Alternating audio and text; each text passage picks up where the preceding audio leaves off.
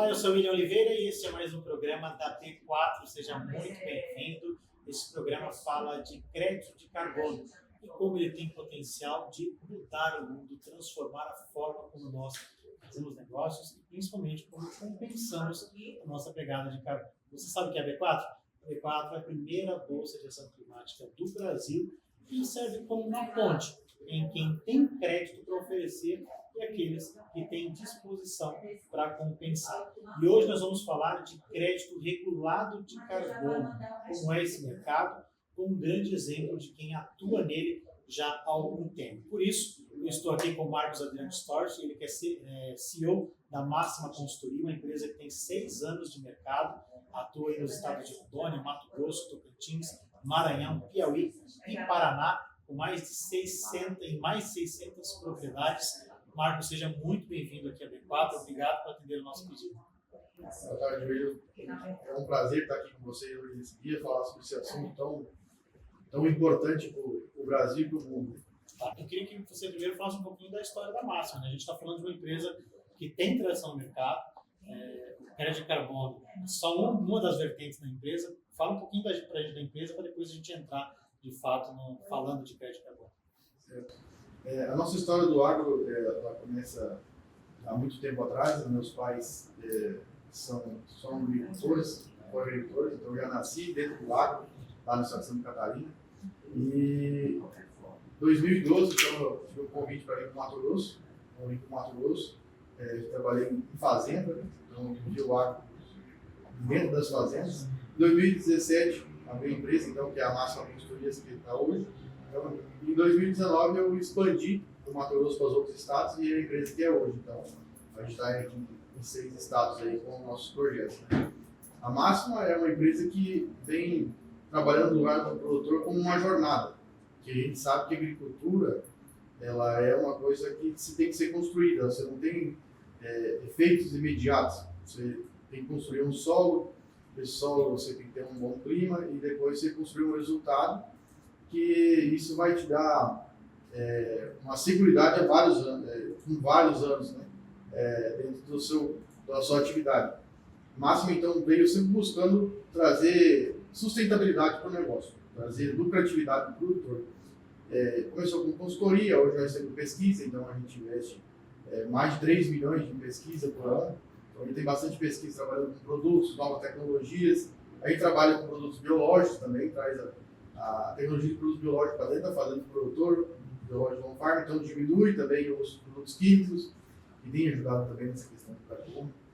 E o crédito de carbono foi uma tecnologia que a gente viu que a gente podia agregar lucratividade para o produtor rural.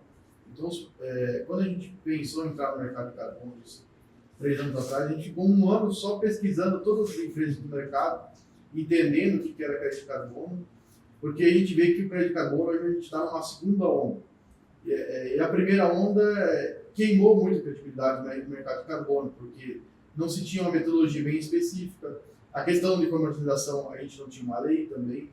Então, a gente viu que o mesmo projeto foi vendido para várias empresas, né? Então, a gente teve um cuidado muito grande de entrar no mercado só quando a gente teve certeza que a gente ia fazer um projeto com seriedade, uma metodologia com seriedade. E quando que a lei foi assinada em dezembro do ano passado, a gente ficou muito feliz. Porque a metodologia que a gente já vinha usando para vender créditos para outros países foi a mesma metodologia da lei criada no Brasil. Então, a gente está de acordo com o Acordo de Paris, as nossas normas que a gente usava para fazer o nosso crédito de carbono. E a lei brasileira é vamos dizer assim, uma cópia da lei internacional. Então, segue a mesma metodologia, né? Então, a gente está seguindo essa metodologia. E além de trazer lucratividade nas áreas de floresta, no produtor rural, hoje a gente está trazendo nas áreas de plantio de soja, de milho. A gente vê um momento muito difícil na agricultura, com uma oferta muito grande de produtos e um preço muito baixo. Então a gente vê que o agro está num momento difícil, alta nos juros também. Então a margem de lucro está muito estreita. Então o crédito de carbono é mais uma fonte de renda para o produtor rural para conseguir se manter sustentável no mundo de hoje. E o produtor o brasileiro é um produtor que preserva muito. Só que até hoje ele não ganhava nada por isso. Como que a gente vê que em outros países da Europa, Estados Unidos, outros países já, vamos dizer assim, devastaram todas as florestas e ninguém quer mais plantar, né, para preservar. Então, O Brasil é obrigado pela lei a preservar, muitas vezes até agora com a moratória da soja, mesmo dentro da lei do Brasil, o pessoal não quer comprar nossas commodities. Então o produtor tem que ser remunerado por isso. O brasileiro tem que ser remunerado pelas boas práticas que já fazem. A gente usa 10% do nosso território para tudo o resto é mato. Então a gente tem que ser remunerado para preservar. Então, hoje nós temos uma tecnologia para a agricultura com credibilidade, com registro com ITBOs para vender internacionalmente. Agora, dentro do Brasil, dentro do economia, a gente vai precisar se compensar as emissões das empresas dentro do Brasil também. Então, a gente está muito feliz que entrou uma empresa igual a B4 no mercado para nos ajudar a mostrar que dentro do Brasil tem gente séria, tem projeto sério e que tem metodologia séria que a gente consegue realmente vender o carbono que é medido com o inventário. Uma coisa que é medido nas áreas de agricultura é medido 2 vezes ao ano. Então, na safra e na safrinha. Nas áreas de mata a gente mede 1 vez por ano. Então, a gente ficou muito feliz quando entrou em contato com a B4. Foi muito tempo para a gente conseguir registrar o nosso projeto. Então, a gente ficou feliz que a metodologia foi validada, né, também dentro da Bolsa, para a gente conseguir realmente ajudar o produtor de um lado e ajudar as empresas que precisam se compensar suas emissões, né, dentro do Brasil. Eu queria que você falasse um pouquinho a respeito do trabalho de vocês, porque ele é um pouco diferente do que a gente já falou por aqui, né? Vocês não são um proprietário de área rural que cuidou ali de uma determinada área e fez todas as certificações e está listando.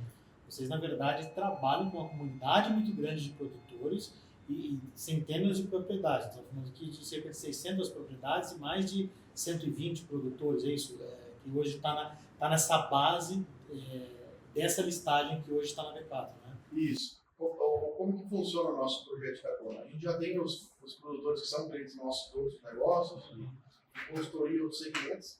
Então, ele tem nós temos uma confiança desse produtor rural e a gente fez o projeto em parceria com eles. A gente desenvolveu as medições, desenvolveu todo o inventário de carbono, colocou tokenizou, colocou na blockchain para vender esses créditos de carbono. Então, hoje, o crédito de carbono ele é feito no mercado, ele é feito sobre a matrícula. Então, hoje são mais de 600 matrículas, isso em 150 propriedades. Então, os produtores têm mais que uma matrícula. Então, você não pode fazer o crédito de carbono no mercado regulado sobre uma área específica. Você tem que fazer sobre a matrícula inteira. Se a matrícula tiver 500 hectares de floresta e 500 hectares de lavoura, você vai receber o crédito de carbono sobre os 1.000 hectares, não só os 500 de floresta. Você vai ganhar sobre os 1.000 hectares. Então, tem fazendas que tem 5 matrículas, tem fazendas que tem 10 matrículas, e o produtor faz sobre a matrícula o crédito de carbono. Sobre a matrícula. E eu queria que você falasse um pouquinho, que se a gente voltar 6 anos atrás, nós estamos falando de uma época em que já se falava, obviamente, de crédito de carbono, já tinha muita gente fazendo coisa errada na área de crédito de carbono, mas ele era um segmento para aqueles que estavam acreditando num novo negócio. Eu queria que você falasse um pouquinho de romper essa barreira, né? de acreditar, estruturar o seu negócio, arriscar parte do patrimônio da empresa mesmo, porque é um risco, né? Eu acredito que na época era um risco, né? Eu acho que com quem você olhava do lado ali, talvez falava assim, você tá maluco de mexer num trem tão complicado como esse, né? Me fala um pouquinho desse começo. O começo é bem difícil. Só uma empresa que tem bastante inovação dentro do coração da empresa consegue para esse segmento, pensando em anos atrás. Sim. Hoje, depois de a lei instituída, é muito mais fácil, sim, porque sabe que as empresas... A gente começou antes da lei. Então, nós temos esse projeto, tem essa inovação dentro do nosso negócio desde o início das nossas empresas. Então, a gente nunca se acomoda, sempre a gente vai buscando se diferenciar, trazer tecnologias, trazer ferramentas, trazer lucratividade realmente para a fazenda. Então, acho que o primeiro ponto foi estudar bem o mercado. Praticamente conversou com todas as empresas no mercado que fazem projeto. E a gente sentiu confiança numa tecnologia só que se diferencia pelo mercado regulado. A gente acredita em números de balanço de carbono, então inventário de carbono, que é medido. E é medido com sensores, que é a diferença do mercado regulado. Você não pode fazer autodeclaração, essa quantidade de carbono saiu dessa análise, desse ponto. A gente sabe que vai haver muitas manufatura desse mercado. E quando sai para o mercado regulado, tem que ser 100% via sensoramento. Então, a gente tem um sensor que mede o carbono do solo, esse resultado vai direto para a nuvem e fica lá onde foi medido o solo, quantidade de carbono tem naquele ponto em específico. E isso, para ser aceito no mercado, tem que dar 95% de assertividade em qualquer ponto que você tirar. Então, a gente só entrou nesse mercado porque teve confiança na metodologia de inventário de carbono. Então, a gente entrou com essa certeza da nossa metodologia. E depois o mercado nos ajudou com essa parte de, pela lei, vir e validar a metodologia. Agora é validado também pela B4, né? Então a gente tem nossos estados juntos, produtores. Então hoje nós conseguimos trazer credibilidade para o mercado, junto com e a gente já vendeu internacionalmente esses créditos, então a gente já há 3 anos vem comercializando esses créditos já. E já estamos com contratos futuros também para fora do país. Porque lá fora a lei está um pouco mais adiantada, né? As empresas já estão sendo obrigadas a se compensar. Dentro do Brasil tem 1 ano e meio para se adequar. Depois o PNA agora vai sair, o quanto que cada empresa vai precisar de compensar a cada segmento, que daí eles vão começar a comprar crédito para acabar se compensando. Sim. O Brasil, para a gente é um país, mas aos olhos do mundo nós somos um continente, né? Temos uma diversidade cultural, de biomas, enfim, né? Muito grande. Vocês trabalham de Rondônia ao Paraná, passando pelo Nordeste, né? Você acredita que o sucesso do trabalho de vocês é em virtude dessa metodologia, porque é uma metodologia tão assertiva, né? E uma estrutura tão robusta e bem estruturada que ela consegue atuar nessas diferentes perspectivas de produção do país? A agricultura, se a gente falar que aprendeu a trabalhar com a agricultura, a agricultura tem constante evolução. É viva, né? Então, qual que é o grande segredo do negócio? É pesquisa. Então, todo ano a gente faz um investimento muito pesado em pesquisa, esse ano estamos para 6 estações de pesquisa. Então, cada estado a gente tem uma pesquisa de produtos, variedades, metodologias, e isso que consegue nos deixar atualizados no mercado e trazer essa credibilidade e segurança na tomada de decisão. Porque hoje a gente não sofre com a falta de informação, a gente sofre com o excesso de informação. Mas qual que é aquela informação que realmente é de confiança, que eu posso acreditar e que eu vou colocar dentro do meu negócio e ela vai dar resultado, né? Então, tem que ter uma empresa especializada que só faz aquilo, que valida em 6 regiões diferentes, coloca o mesmo produto nessas 6 regiões e mostra estabilidade.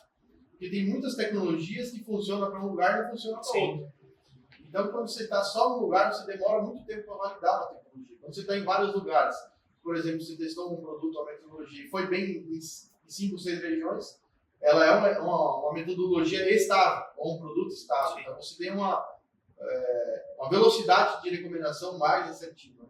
Então, o nosso grande diferencial é pesquisa, nossos laboratórios, a nossa equipe de agrônomos, hoje são mais de 50 agrônomos no campo, então, que ajudam a estar do lado da pesquisa e do produtor nessa jornada, porque a agricultura é uma jornada a longo prazo, não é um jogo de curto prazo, né? É uma jornada de longo prazo para dar certo. Então, eu queria que você falasse um pouquinho a respeito do impacto que a Lei 15.042, que regula o crédito de carbono no Brasil, trouxe para o segmento, né? Você falou brevemente sobre isso. E o agro acabou ficando de fora, né, dessa regulação inicial. O quanto é importante também agora se discutir o agro, né, que está lutando muito para que o que ele já produz também seja contabilizado. Fala um pouquinho dessa perspectiva. Isso. O agro, em maioria das atividades, ele é positivo em carbono. Então, ele está colocando carbono no sistema. Tanto com plantio de soja, milho, qualquer outra cultura, ele é positivo em carbono. Sim. Então, o agro ele não tem que se compensar as emissões porque ele não é negativo, ele é positivo nas suas emissões. Então ele tem que receber sobre o seu crédito de carbono, mas isso ele tem que ser inventariado. Então ele vai ajudar o produtor rural que estava pensando em, muitas vezes, mesmo dentro da lei dos seus 20%, no lugar de 50%, que pode abrir as áreas, ele começa a fazer a conta, olhar para o número, olhar para o crédito de carbono e fala, se eu abrir e plantar essa área, eu vou ter a mesma lucratividade do que deixar ela com uma área de mata e deixar preservando. Daqui a pouco ele vai ganhar mais dinheiro fazendo essa preservação do que derrubando, né? Isso vai ajudar muito o clima também. A gente sabe quando você começa a derrubar muitas matas, vai diminuir a questão de chuvas também nas regiões. Então, ajuda o ambiente como um todo, ajuda o mundo como um todo. Né? Então, essa lei vai impactar positivamente no Brasil, como financeiramente, o produtor já devia estar ganhando por isso, vai ganhar o que é dele merecido por preservar, né? E vai incentivar ele a cuidar melhor da área, vai sobrar um dinheiro para ele, de repente, cercar a área dele, colocar mais gente para ajudar a cuidar, o pessoal não colocar fogo, porque a gente sabe que pega fogo numa área, o pessoal fala, os produtores estão colocando fogo na área. Não é verdade isso, porque quem vai colocar fogo no seu próprio patrimônio? É querem colocar fogo na sua própria casa. Porque a gente sabe que a punição é punição severa quando você contesta. Isso, então o produtor, ele vai... Só que muitas vezes ele não tem como ter esse capital para cuidar das suas áreas, porque é um custo de colocar várias pessoas para monitorar, cercar a área para pessoas não entrar, invadir, colocar fogo, ou a gente vê que muitas vezes o pessoal coloca fogo para ir buscar animais na mata, né? Então isso incentiva o produtor a preservar e ajuda o produtor a ter um recurso financeiro para preservar essas áreas. Queria que você falasse um pouquinho do impacto para os produtores desse trabalho que vocês já têm e já executam, né? Como é que você viu a perspectiva deles depois das primeiras negociações? Alguns não acreditavam e só acreditaram quando de fato tiveram ali a negociação em andamento, o olhar deles mudou depois das primeiras negociações. Há um comparativo entre aquele que fazia e aquele que não fazia e viu vocês fazendo e começaram a entrar. Me fala um pouquinho dessa mudança de olhar entre aqueles que vocês já têm. A gente teve sucesso na questão do crédito de carbono, conseguir colocar uma área grande para fazer projetos por causa da credibilidade nossa do número máximo do mercado.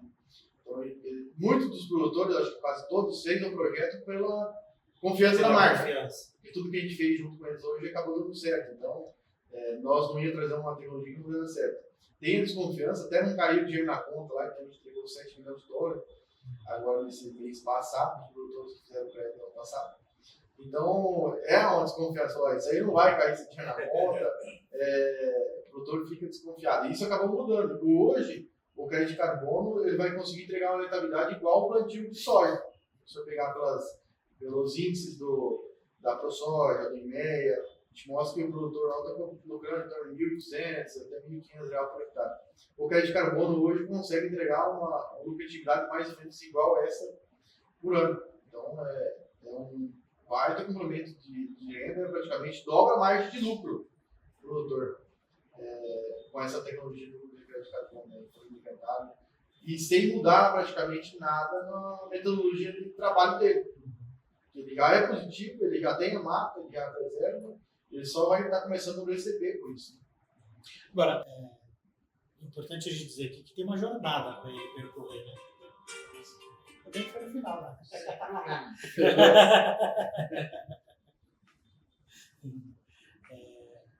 Agora é importante que o produtor entenda que há uma jornada, né? Como é que vocês constroem essa jornada? Como é que a Máxima faz essa jornada com o produtor? Desde a abordagem, olha, a gente tem essa opção, ou ele, quando ele procura, como é que vocês fazem esse tratamento do produtor? O primeiro contato que o produtor tem com nós, ele fala, mas posso fazer em qualquer área? Não, então a área tem que passar por um crivo, análise socioambiental. Então ele manda o cara, o CCIF da área. Então é feito um estudo socioambiental, onde a certificadora exige algumas coisas para a área ser aprovada o projeto. Depois desse estudo feito dessa área socioambiental, que vai demorar então 2, 3 meses aí, o produtor ele assina o contrato de fazer, então aí ele começa as medições. Então a gente vai lá em loco na fazenda, os profissionais vão lá, colocam o sensor do solo, feita a medição. Então, o equipamento, quando fica no solo, ele fica 5 minutos no solo, ele mede o carbono e também os nutrientes do solo. Então, depois o produtor faz a cultura, a soja ali no final. Então, por meio de satélite, você mede a massa e as emissões, a massa da cultura e as emissões. E depois é feita uma nova medição depois da colheita. Então, a gente vê o quanto que aquela cultura reteve de carbono do solo, né? Então, esse ciclo é contínuo, 2 vezes por ano, que a gente faz as medições depois do plantio da soja e depois da safrinha. fala, mas é só sobre soja e milho que você recebe carbono? Não, a palha também, a palhada também, as culturas verdes, braquiária, produção de milheto, um mix de plantas de cobertura que o produtor usa muito, sorgo, todas as culturas também dão carbono. Então, às vezes, quando você não tem uma cultura que vai te trazer rentabilidade, mas é só uma cultura para o sol, você vai conseguir rentabilizar pelo carbono. Você está colocando carbono no seu solo. Então, ele ajuda muito nessa parte, principalmente nas regiões do Nordeste, que Maranhão, Piauí, uma parte do Tocantins, você não consegue fazer uma segunda safra igual o Mato Grosso, Paraná, de milho ou alguma outra cultura, você faz uma parada, então você também é rentabilizado por isso. Então, a gente faz as duas medições no ano, e depois ele vai para a certificadora, é inventariado, é tokenizado, vai para o blockchain e ele fica disponível para venda. Esse ciclo, mais ou menos, entre o produtor começar o projeto e até ele receber, vai em torno de 13 a 15 meses do projeto. Então, deve fazer todo esse trabalho. Eu queria que você falasse um pouquinho agora, pensar aí dessas 600 propriedades, uma história assim de transformação que você pode contar para a gente compartilhar, ou curiosidade, algo que mereça destaque para a gente nessa conversa. Uma coisa bem legal de se falar que é uma questão de, por exemplo, o produtor tem uma área que ela é arrendada para outro produtor. Ele está fazendo outras atividades e arrendou a área dele para um terceiro. Então, hoje, o direito da lei, o dono da área é o que pode explorar o carbono. Não entra no arrendamento. Não entra no arrendamento. A não ser que esteja contratual. Se não tiver... Isso. Então, hoje, um crédito de carbono, a área dele tem 50% de mata e 50% de laguna, ele só ganha o arrendamento sobre metade da área. Sim, exatamente. E o crédito de carbono vai receber sobre o total da área. Então, hoje, praticamente, dobrou a renda dele da área, porque ele arrenda metade e a outra metade não vai ganhar nada. Hoje, sobre o crédito de carbono, então, mudou a vida dele porque dobrou a lucratividade dele, mesmo ele não exercendo hoje a atividade, mas ele, como proprietário da área, ter preservado isso, trouxe um benefício para ele. Então, dobrou a renda dele hoje como no ano. Né? Então, isso foi um projeto bem legal. O produtor preservou lá atrás e hoje está colhendo os frutos disso. Né? E no arrendamento não recebe ele sobre a mata, e no crédito de carbono vai receber. Então, isso acho que é um projeto bem legal. Tanto para quem é produtor e planta sua própria área, e tanto quem tem área e arrenda para outras pessoas, ele pode explorar seu carbono da mesma forma. Você citou algumas culturas que vocês atuam. Há uma perspectiva de ampliar o escopo dessas culturas para novos tipos de plantios agregados, ou todo tipo já pode participar do projeto? Hoje, todas as culturas elas são positivas em carbono. Se ela está crescendo, vegetando, ela está colocando carbono no sistema. Né? Então, hoje, culturas como o milho colocam bem mais carbono que, por exemplo, uma soja, coloca mais carbono no sistema. Né? Mas todas as culturas são positivas em carbono. Então, muda um pouco de uma região para outra. Por exemplo, no Paraná, as culturas produzem mais, tem um solo de melhor qualidade, e você tem altas produtividades das culturas de soja, então acaba colocando mais carbono no sistema. Em regiões que chove menos, por exemplo, no sul do país a gente tem 1.500, 2.000 milímetros de chuva. Então, você tem uma quantidade de carbono acumulado. No nordeste do país você tem 1.000 milímetros. Esse ano tem 900.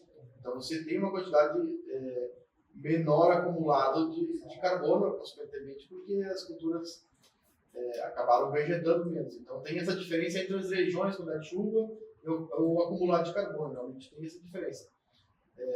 Entre as culturas, aí só o limitante é a chuva mesmo. E diferentes regiões, mas todas elas são positivas em carbono. O que a gente viu? Que a palhada joga muito carbono, a braquiária, por exemplo, a questão do milho coloca muito carbono no sistema. Mas hoje, uma segurança que a gente traz para o produtor é que a gente garante o mínimo de crédito de carbono, a quantidade gerada em contrato. Hoje não tem nenhuma empresa no mercado que faz isso, fala o mínimo, porque a gente já conhece todas as culturas, todas as regiões, e fala, o mínimo que vai gerar é tantos créditos por hectare. A gente já garante também o valor de comercialização para ele, você vai ganhar tantos dólares, e já você vai receber em tal dia. Então isso traz uma segurança para o mercado de carbono muito grande.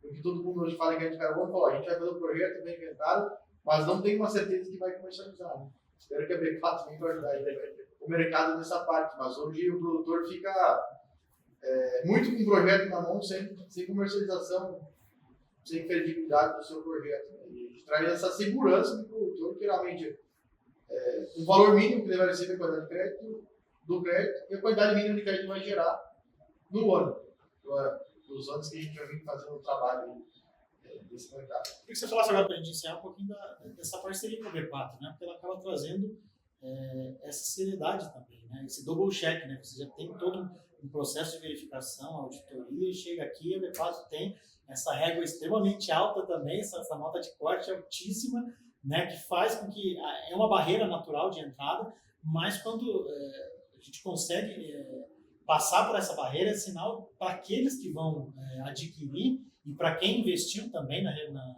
regularização da área, que está no caminho certo e que o negócio é completamente seguro, né? A gente falou com várias pessoas, várias empresas que estão tentando fazer essa comercialização dos créditos. Então a gente não tem negócio com nenhuma empresa do Brasil hoje ali na B4. Por quê? A gente viu que o pessoal estava tentando vender crédito de qualquer forma, tentando só olhar o número, só olhar a lucratividade. A gente vê que a B4 é uma filosofia bem diferente do trabalho, que é realmente vender cada crédito para cada consumidor final, para ele usar da forma certa, se compensar da forma certa. Então, esse crédito vai servir para esse tipo de empresa, esse crédito vai servir para outro tipo de empresa. Então a gente vê essa credibilidade e análise dos nossos projetos também, da rigidez das análises dos projetos. A gente sabe que tem mais de 500 projetos que tentou se cadastrar na B4, já não conseguiram, né? Por causa das metodologias não são validadas, não está de acordo com a lei, né? Então o nosso passou por esse crivo também. Então nós só estamos hoje na B4 porque a gente acredita nessa seriedade do projeto. Hoje nós temos seriedade na metodologia, a gente leva todos os fatores da lei conforme a nossa metodologia, e a gente precisa ter uma segurança na comercialização como empresa séria também. Então acho que a gente conseguiu juntar todos os mundos agora, fazer uma comercialização séria, vendendo crédito realmente para as empresas que precisam se compensar e o tipo de crédito também que elas precisam. Né? A gente sabe que existe vários tipos de crédito, cada empresa vai precisar, depende da atividade, vai precisar de um tipo de crédito carbono. Então eles entendem do que estão fazendo. Né? Então a gente fez esse investimento junto à B4, porque a gente acredita que é o jeito certo de ser feito. A gente não vê outro caminho. Então, é a única empresa que a gente fez negócio, é a única empresa que a gente listou nossos créditos, junto com a B4, porque a gente tem essa confiança da rigidez, da seriedade das pessoas, não se vende como investimento. A B4 está vendo só para o final, está vendo como investimento. Eu acho que isso foi um fator fundamental para a gente tomar a decisão de estar fazendo negócio junto. Eu acho que isso traz credibilidade para o mercado, que eu estou falando. Nós somos uma segunda onda, e isso a gente tem que mostrar para o mundo inteiro que a gente tem gente séria dentro do Brasil, né? Uma lei, tem empresa séria com tecnologia, tem empresa séria com comercialização também. Acho que vai ser. A gente mudou a história do crédito carbono no Brasil, juntando esses projetos com o KB4 e com a nossa metodologia de se produzir esse crédito. Né? Gente, nós conversamos com o Marcos Adriano Storch, ele é CEO da Máxima Consultoria. Marcos, eu queria muito agradecer a tua participação, parabéns pelo trabalho. Não é fácil de falar, às vezes, uma pessoa que está cuidando de uma área, vocês cuidando de 600 propriedades, então eu imagino o enorme desafio, mas também o enorme pioneirismo que é isso. Vocês estão fazendo, acho que não existe hoje no Brasil, nesse nível de comprometimento, de dedicação e de cuidado, né? Porque é o cuidado com a marca de vocês, obviamente, mas o cuidado também com essas 600 propriedades que acreditaram no trabalho de vocês. Parabéns. A gente agradece pelo espaço e agradece também.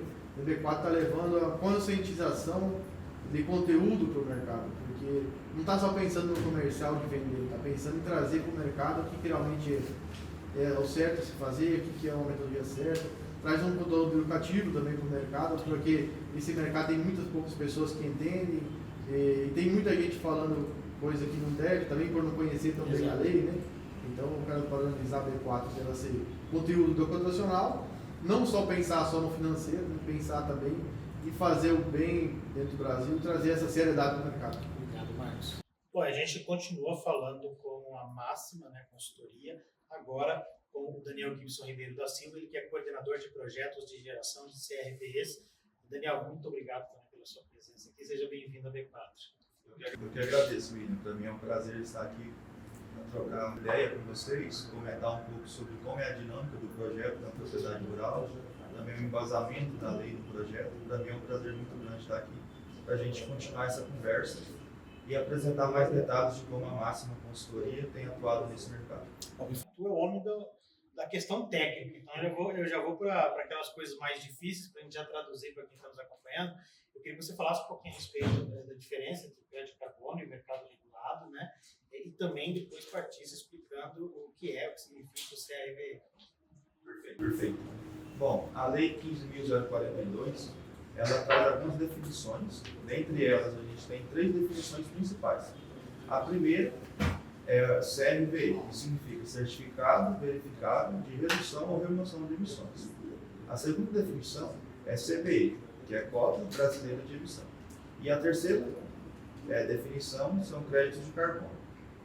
Os CRVEs e as CBEs são os ativos que a lei considera válidos para compensar emissões no âmbito do mercado regulado.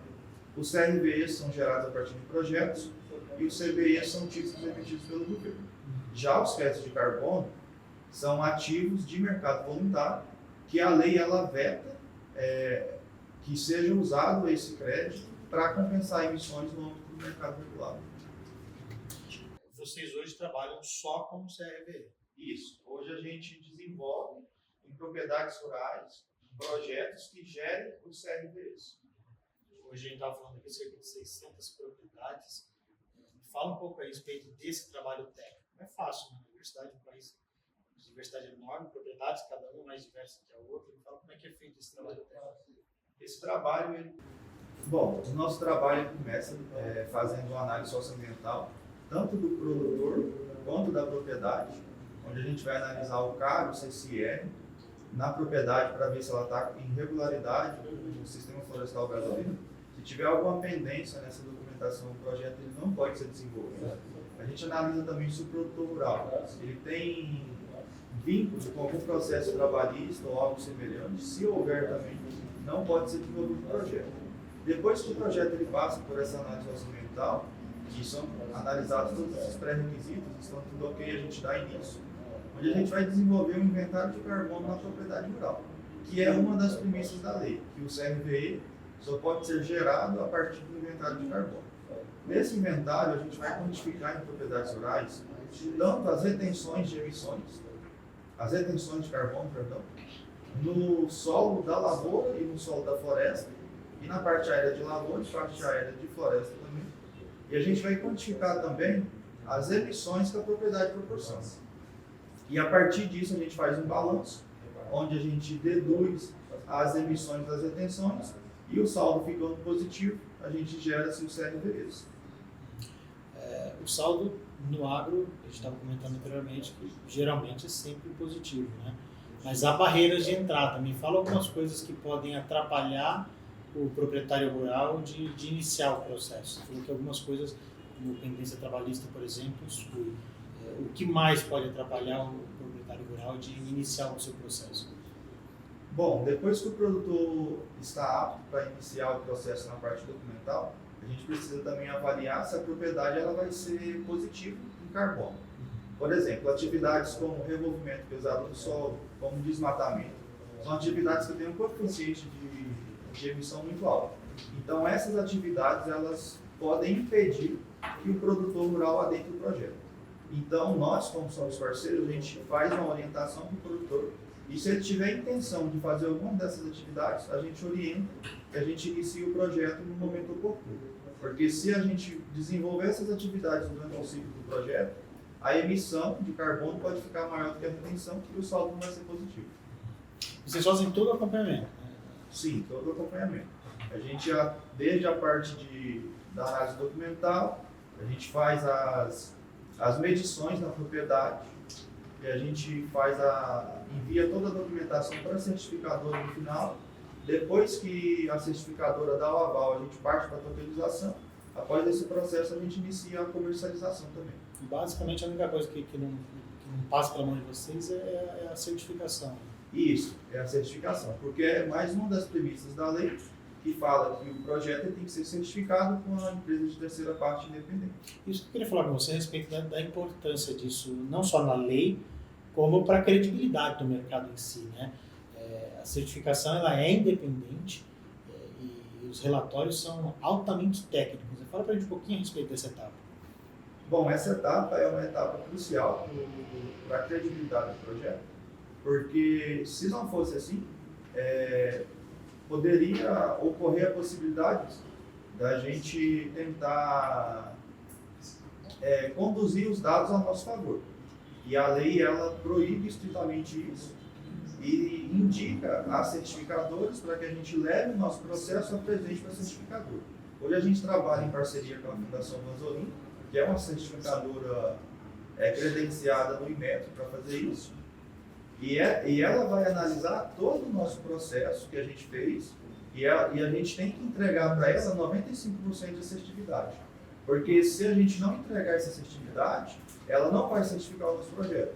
Porque se ela certificar também com assertividade menor que isso, é algo que vai ferir a imagem da certificadora também. A gente falou um pouquinho da lei, eu queria que você aprofundasse um pouco a respeito do resultado prático dessa aprovação, na sua visão. O texto, em alguns momentos, sofreu muitas críticas, porque estava ali partindo para alguns interesses, né? Depois voltou, por fim o agro ficou de fora dessa etapa, mas, enfim, temos um texto que tem uma estrutura boa, robusta, com bastante proximidade da lei aprovada internacionalmente. Queria que você falasse um pouquinho a respeito do que ficou para a gente dessa lei e o quanto ela deve ajudar o mercado nos próximos anos. Essa lei é muito importante porque esse mercado de carbono, como um todo, ele tem um potencial bilionário.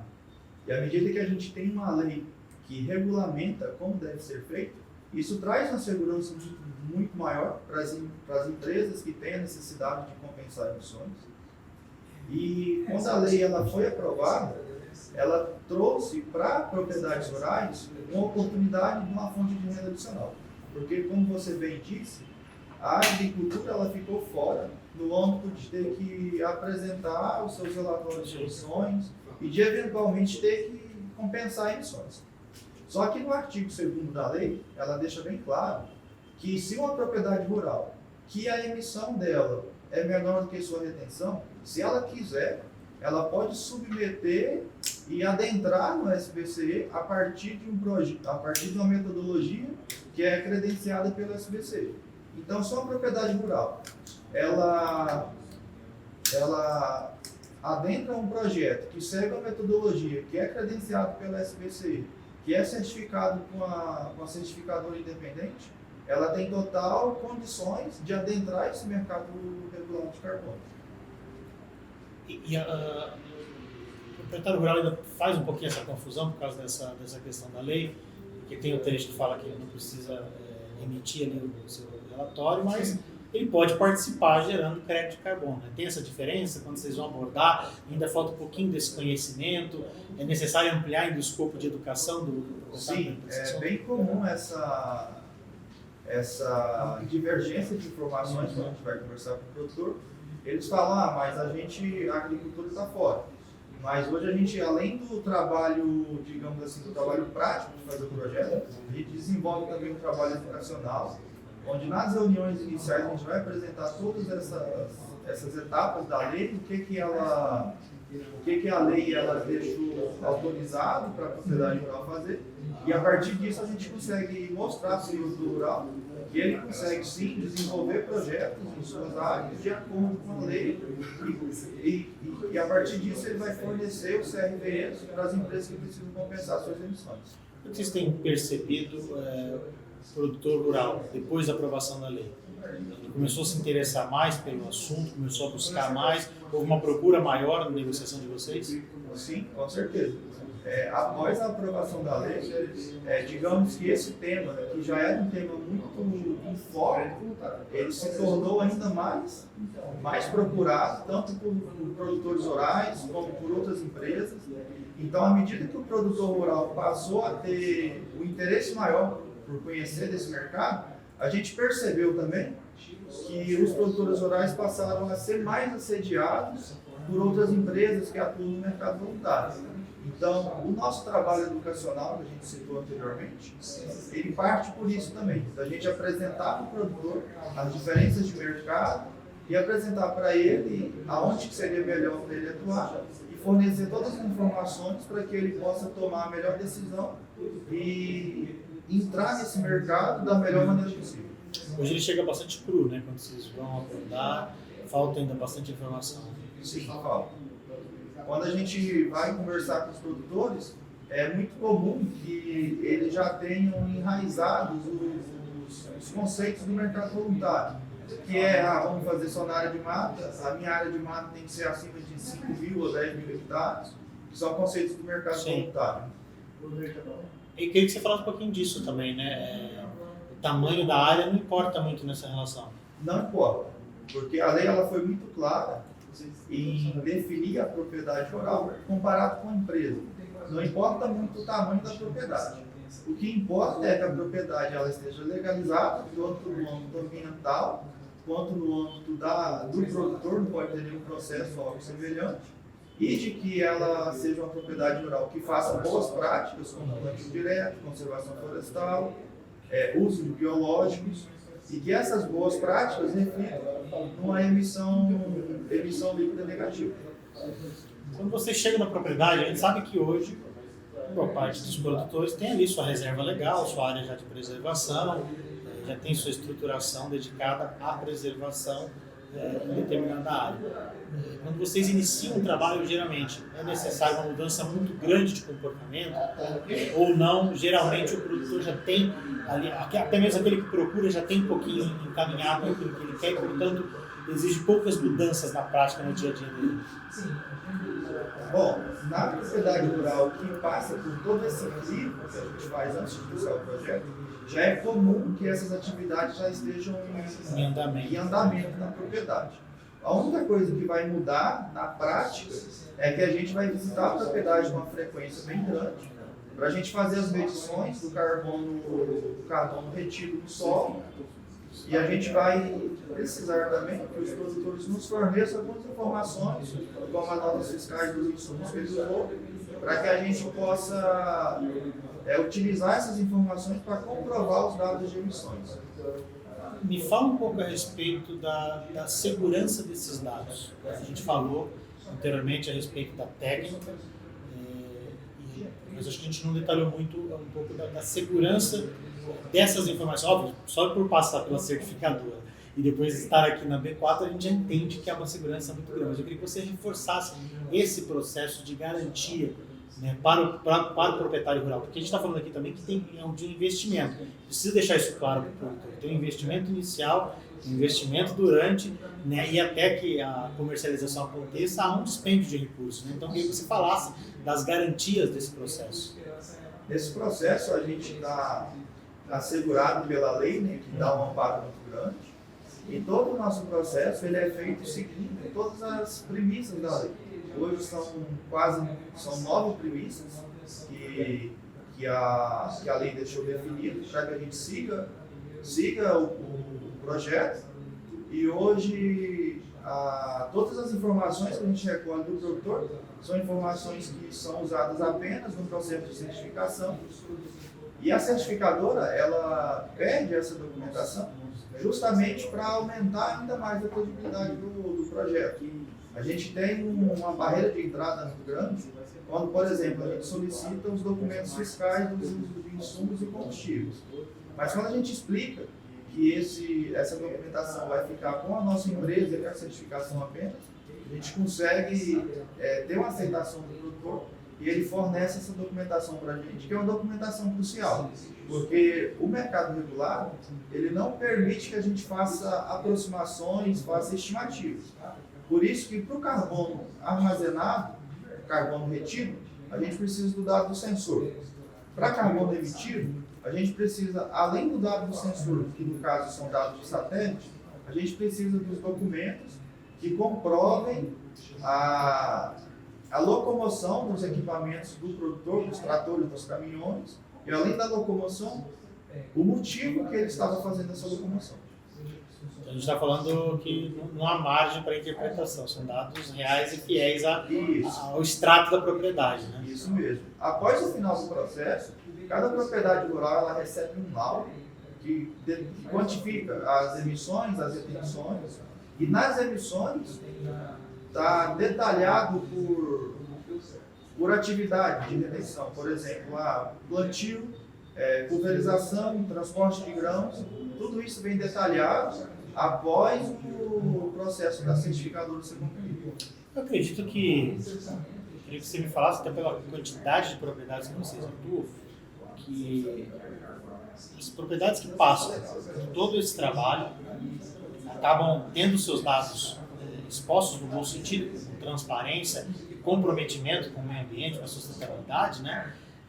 Vocês percebem que elas conseguem melhorar um pouquinho mais a sua relação com o mercado?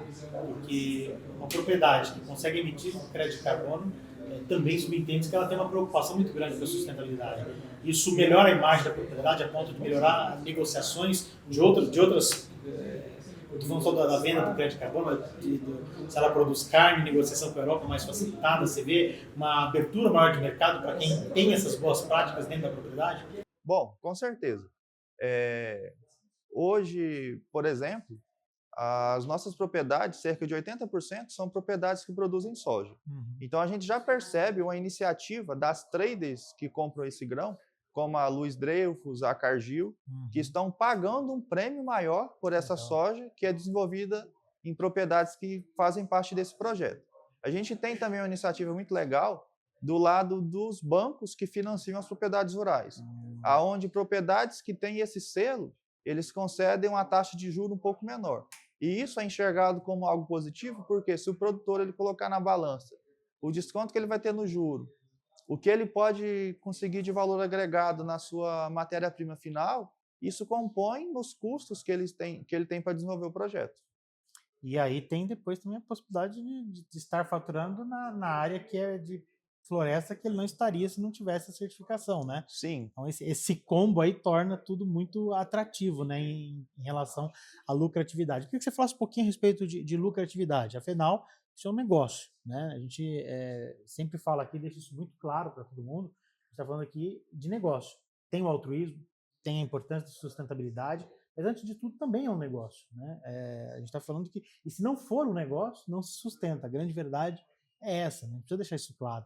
E você falasse um pouquinho a respeito de lucratividade, do que os proprietários que acreditam em vocês hoje estão tendo de retorno e do quanto isso tem angariado novos interesses aí. Bom, hoje a gente tem entregado uma lucratividade média em torno de R$350 a R$400 por safra, considerando toda a área da matrícula da propriedade. Em contrapartida, o produtor rural ele tem um custo aproximadamente de R$100 a R$130, depende muito de algumas variáveis. Sim. Só que isso tem se mostrado uma fonte de renda adicional, segura e recorrente, muito positiva para a propriedade, porque a gente está falando em torno de R$250 líquido por hectare a cada ciclo de monitoramento. Então, em propriedades que têm safra e safrinha, a gente consegue entregar esse valor 2 vezes por ano. Então, dá em média R$700 bruto por ano. Esse é um valor que os produtores rurais têm usado para, além de compor a renda da propriedade, ali, a compra de equipamentos para ele fazer um trabalho mais sustentável. Sim. Também esse valor é usado para que ele possa investir na segurança dessas áreas que ele preserva. Então, por 2 vezes ao ano, ele consegue reemitir esses créditos, é isso? Isso. Os créditos eles são gerados a cada final de ciclo de monitoramento. Depois que são gerados, os nossos contratos de comercialização ativos, eles já coincidem com o final do ciclo de monitoramento. Então, geralmente, a gente paga logo após a finalização da safra e logo após a finalização da safrinha. Quando ele faz a primeira vez, obviamente, eu acredito que ele tem um dispêndio de recurso maior, porque é o início, deve ter uma série de preparação. Esse custo depois para as manutenções, ele vai diminuindo? Quando a gente está falando apenas da conferência dos dados, né, da reabilitação? Na verdade, o custo ele é um custo recorrente, só que o que facilita para o produtor rural é que no primeiro momento ele tem que fazer um desembolso, porque é um desembolso compartilhado entre Sim. o produtor e entre as nossas empresas. Só que a partir do segundo momento, ele vai usar o próprio recurso que ele está lucrando com o projeto para que ele possa continuar desenvolvendo o projeto no futuro. Ele já vira autossustentável a partir ali Isso mesmo. da segunda recorrência, né? Isso mesmo. Como é que você vê agora o avanço do mercado? A gente tem uma regulamentação aí, uma legislação que a partir do ano que vem já começa... o mercado já está se movimentando, mas acho que ano que vem a gente, de fato, engrena, né? A gente vê uma população cada vez mais sensível ao tema, então também exigindo que os mercados se movimentem em relação à sustentabilidade. Eu queria que você falasse um pouquinho da expectativa desse mercado, do quanto você acredita que ainda vai crescer e do quanto é importante o homem do campo que ainda não olhou para isso, começar a olhar para o seu entorno e dar início agora, porque senão pode ser tarde, né? Pode ficar para trás aí num mercado que tem muito pela frente ainda. Bom, agora com a publicação do PNA, que é o Plano Nacional de Alocação, vai ser muito positivo, porque a partir desse documento a gente já vai ter uma clareza no quanto as empresas vão precisar compensar de emissões por cada setor, por cada tamanho de empresa, e a partir disso a gente vai ter uma definição do volume de créditos que a gente vai conseguir ofertar para determinadas empresas. Então, a gente acredita que o produtor rural, quando ele tiver uma garantia maior de comercialização no final, vai aumentar o interesse em participar desse projeto, porque hoje a gente tem comercializado com empresas do exterior. Então, o produtor rural ele não tem muito contato com isso. Sim. Mas a partir do momento que a gente consiga vender para empresas aqui no Brasil através da B4 ou por outros meios, por exemplo, a gente vai conseguir fazer com que o produtor rural ele consiga enxergar todo o processo aqui no Brasil mesmo. Ele vai ver a gente fazendo um projeto na propriedade dele, ele vai ver uma empresa que ele conhece, como a Petrobras, uma Nestlé, uma empresa que ele já está familiarizado, a compensar a emissão com talvez até um crédito que é gerado na propriedade dele. Aquele que tem medo de, eu vou investir, daqui a pouco o valor do crédito carbono vai desabar. Vamos deixar claro aqui que tem muito mais gente querendo crédito que tem crédito para oferecer, né? Quanto a isso, acho que pode ficar tranquilo. Com certeza. Quando a gente compara com o mercado regulado europeu, por exemplo, lá, quando lá estava passando por esse processo de adaptação, que é o mesmo que a gente está vivendo aqui agora, Sim. O crédito era avaliado em torno de 20 a 30 dólares. Após o processo de adaptação, esse mesmo crédito ele foi comercializado a partir de 70 dólares, que é o preço atual hoje na Europa. Então, aqui no Brasil, a gente enxerga que a gente pode sim chegar a valores próximos a esses também. Mas é claro que a gente precisa ainda esperar a definição do PNA, esperar os próximos passos a partir de 2027, para que a gente consiga efetivamente alcançar valores próximos a esse.